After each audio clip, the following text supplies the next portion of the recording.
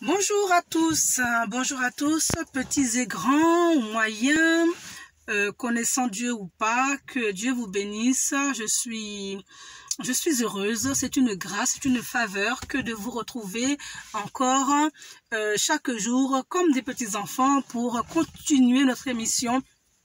Que ce soit dans une maison ou dans une voiture, nous continuerons à servir le Seigneur. Donc, si je le fais dans la voiture, c'est que je n'ai pas trop le choix aujourd'hui, donc je le fais comme ça. Mais en tous les cas, je voulais vous saluer dans le nom de Jésus et vous faire savoir que je suis heureuse de vous revoir. Donc, hier, nous avions vu la foi. Nous avions vu qu'est-ce que c'était que la foi, F-O-I. Nous avions vu que la foi, ce n'était pas juste croire que Dieu existait. Parce que si c'était cela, eh bien, il y a beaucoup de monde et partout dans le monde, nous savons que Dieu existe. Et la nature elle-même nous montre que Dieu existe. Donc, nous avons dit que la foi, c'était pas le fait de savoir que Dieu existe, ni seulement le simple fait de croire en Dieu. Mais nous savons que la foi, c'est tout autre chose. Nous savons que la foi, c'est une conviction. Nous savons que la foi, c'est une assurance, une assurance, même une ferme assurance, quelque chose qu'on ne peut pas briser, quelque chose qu'on ne peut pas détruire facilement. Nous savons que la foi est quelque chose que l'on ne peut pas vous enlever facilement. Ce sont des fermes assurances, quelque chose dont on est sûr.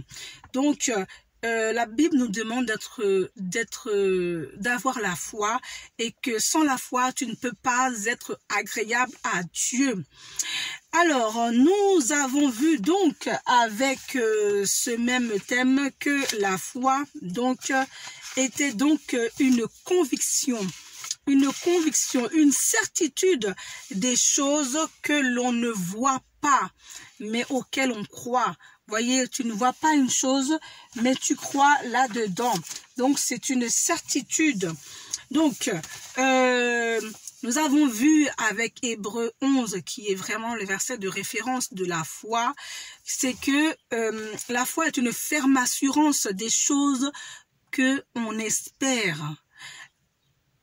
Une démonstration donc de celles qu'on ne voit pas. Nous avons vu que la foi devrait être une façon de vivre en tenant compte toujours des commandements et de la parole de Dieu.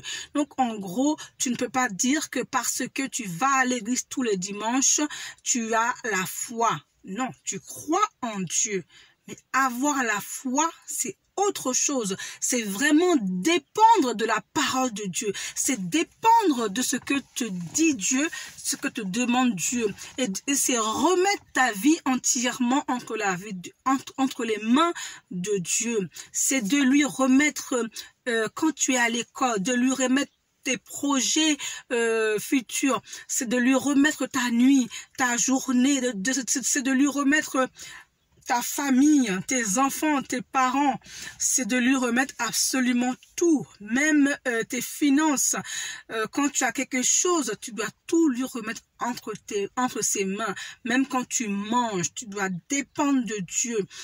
Donc, c'est dépendre totalement de Dieu et c'est croire à c'est croire tout ce que la Bible te demande, c'est croire à ça. Même si tu ne le vois pas, eh bien, tu crois à cela. Donc, il faut s'attendre à Dieu. C'est s'attendre à Dieu et, comme je vous ai dit, à dépendre de lui. Et nous avons vu ça hier avec Josué, un serviteur qui aime beaucoup le Seigneur et que nous apprécions beaucoup. Et j'espère que tu as été édifié par ce qu'il t'a dit, même si les paroles peut-être ont été un peu compliquées, mais je suis certaine que tu as compris ce qu'il a voulu dire, c'est que la foi, ce n'est pas juste aller à l'église, mais dépend de Dieu. Comme un enfant dépend de ses parents pour tout, pour s'habiller, pour manger, pour acheter quoi que ce soit, toute sa vie, un enfant, je me dis bien un petit enfant, dépend entièrement de ses parents. Eh bien, ainsi, nous aussi, nous devons dépendre de Dieu. Alors, je te bénis encore et je vais te remettre entre les mains de notre Dieu afin qu'il puisse nous conduire encore chaque jour. Seigneur, mais nous voici devant toi encore en ce moment pour te bénir, Seigneur, au travers de cette étude, pour t'adorer, Seigneur, tel que nous sommes, Seigneur, avec le peu que nous connaissons, Seigneur, nous voulons vraiment t'adorer et nous voulons savoir plus de toi, Seigneur. Montre-nous, Seigneur, apprends-nous encore davantage, Seigneur, car nous voulons te plaire, Seigneur, et conduis-nous au nom de Jésus. Amen. Donc, aujourd'hui, nous allons voir... nous avions parlé du péché originel. Je reviens dessus parce que je suis obligée pour annoncer ce que nous allons faire. Et donc, maintenant, nous allons voir ce péché, le péché qui a été commis dans le jardin, qui fait que toi et moi, nous sommes nés tout le monde est né du coup dans le péché et tout le monde, la Bible nous considère tous comme des pécheurs. C'est ce qui fait que, comme je t'ai dit, c'est ce qui fait que la souffrance est entrée dans le monde, la maladie, la famine est entrée dans le monde, le mensonge, les meurtres, les colères, que tout ça, etc. Il y a plein de choses sont rentrées dans le monde à cause du péché. Maintenant, tu sais que tu es pécheur. Je sais que je suis pécheur. Je sais que je suis éloigné de Dieu dès ma naissance. Dès que je suis né, je sais que je suis déjà pécheur. On voit déjà un enfant qui fait des colères, même dès son plus petit âge. Donc, on voit déjà, selon la Bible, que nous sommes pécheurs et que nous sommes éloignés de Dieu. Maintenant, comment tu vas faire pour être pardonné? Parce que Dieu n'est pas un homme pour mentir et il n'est pas comme nous parce que quand il aime, il aime. La Bible nous dit bien que son amour ne change pas. Son amour reste le même. Alors, comment ce Dieu qui nous aime va faire pour te pardonner, pour rétablir la communication entre toi et lui? Parce que tu as besoin de lui, comme je te dis. J'ai besoin de ce Dieu. Donc, comment il va faire pour te pardonner? Eh bien, pour que tu sois pardonné, alors, tu sais, on en a déjà parlé, c'est Jésus. Tu sais maintenant, comme on en a déjà parlé, tu sais maintenant que Jésus est mort à cause de tes péchés. Il n'est pas mort pour autre chose. Il est mort en ayant pris tous tes péchés. Imagine-toi, il a pris tous tes péchés. Il a pris tes mensonges. Il a pris tes crimes. Il a pris tes colères. Il a pris ton hypocrisie. Il a pris toutes tes souffrances. Il a pris ta maladie. Il a pris tout ce que... toute ton incapacité. Il a pris tous tes péchés sur son dos quand il est mort à la croix. D'accord? Alors peut-être tu te demandes comment tu peux maintenant être pardonné. Eh bien c'est en étant mort sur la croix que c'est par ce geste-là, il est mort justement pour que toi tu puisses être pardonné par Dieu et revenir et communiquer avec Dieu. La Bible nous dit, donc Jésus, et qui parle dans la Bible, il dit comme ça, « Je suis le chemin, la vérité et la vie. » Et il dit, « Nul ne vient au Père que par moi. » Ça veut dire que si tu veux aller vers Papa, si tu veux parler avec Dieu, eh bien, il faudra passer par Jésus. Parce qu'il est le chemin qui t'emmène vers Dieu. Il est celui par qui tu dois passer. C'est comme si il y a un côté ici, et au milieu, il y a de l'eau. Et il te faut un pont. Sans le pont, tu ne peux pas passer. Il y a toi ici, il y a l'eau au milieu, et l'autre côté, il y a Dieu. Eh bien, pour passer, il te faut un pont. Et ce pont-là, eh bien, c'est Jésus. Donc, tu es obligé de passer par Jésus pour être sauvé. Donc, Jésus désire te sauver. Tu ne peux pas te sauver toi-même. Tu ne peux pas te sauver même quand tu seras riche, même quand tu auras tout l'or du monde. Tu ne peux pas te sauver. Et ce salut-là, tu l'obtiens pendant que tu es en vie. Tu ne peux pas dire comme certaines personne le pense, qu'une fois que tu seras mort, eh bien ton père ou ta mère ou autre personne, ils vont payer quelqu'un pour que tu sois sauvé. Parce qu'une fois que tu es mort, eh bien tu es mort. Il y a autre chose après la mort. Mais avant ta mort, il faut absolument que eh bien, tu fasses la paix avec Dieu. Donc, et cela passe par Jésus-Christ. Ça veut dire que c'est pendant que tu es en vie, c'est pendant que tu es là. Je ne sais pas quelle est ta condition, mais tu peux faire la paix avec Dieu à n'importe quel moment de ta vie. N'attends pas que ce soit trop tard. Donc donc tu peux obtenir ce qu'on appelle le salut, d'accord, que en passant par Jésus, en acceptant Jésus-Christ comme ton sauveur, d'accord. C'est que par ça que Dieu il permet, c'est que ce chemin-là que Dieu permet pour te pardonner. La Bible dit, crois au Seigneur Jésus, alors tu seras sauvé. Ça, c'est dans Acte 16, verset 31. Il dit, crois au Seigneur Jésus et tu seras sauvé.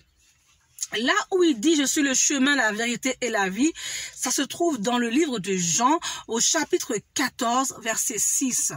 Donc, ces deux versets-là nous montrent que c'est par Jésus que Dieu veut que tu passes. Donc, comme je te dis, personne ne peut te sauver. Personne ne peut te sauver, il n'y a que Jésus qui peut te sauver. Dieu t'aime. Et hier, je voulais vraiment te lire un autre verset pour te montrer que Dieu il t'aime. C'était dans Jean 3,16 que tu connais, ou que tu connais pas, excuse-moi.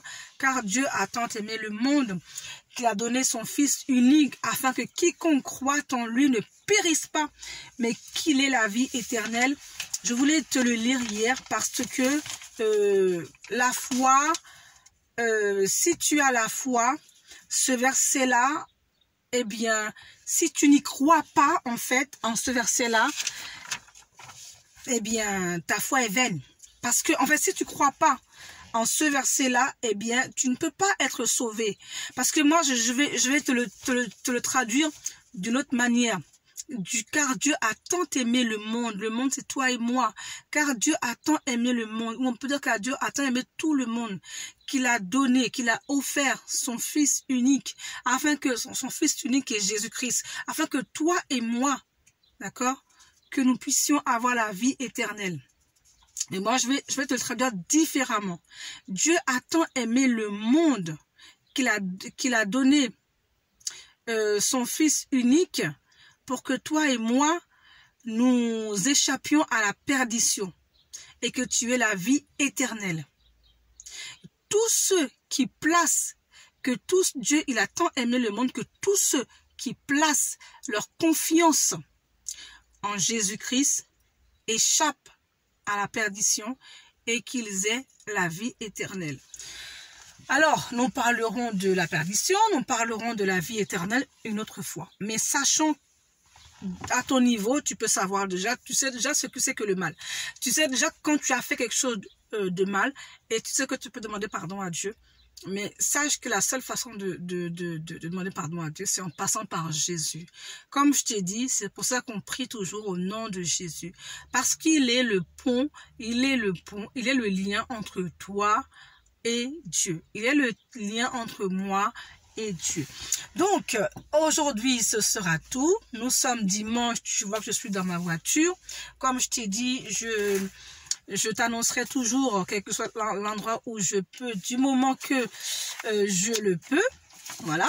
Donc, nous allons un petit peu louer le Seigneur parce que, eh bien, nous allons prendre un petit peu de temps, ma foi, pour louer le Seigneur, car tu n'es pas sans savoir que le dimanche, en général, c'est le jour où nous, les chrétiens, en général, nous, les serviteurs de Dieu, nous aimons louer le Seigneur. Donc, je suis heureux de te voir pour louer le Seigneur. Je suis heureux de venir t'adorer élever mes mains et chanter. Je suis heureux de venir t'adorer, élever mes mains et danser. Béni soit le nom du Seigneur.